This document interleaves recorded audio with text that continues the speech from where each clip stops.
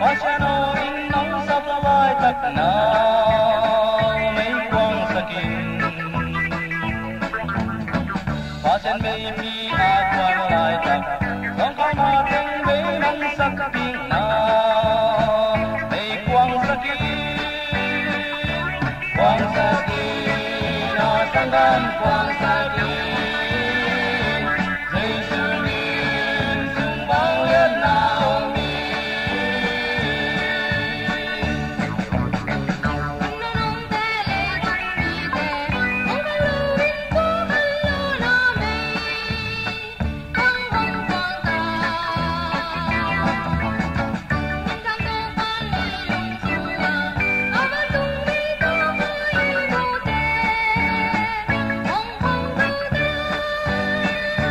quang sakin nó sang gan quang sakin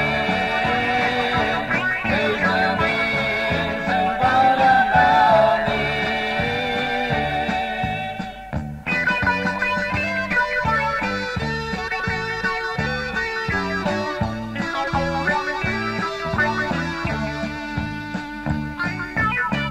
hatiya bin chan na ding le bin nam na tu ki zel na ngin na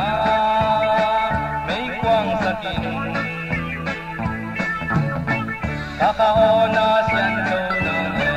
na tan jay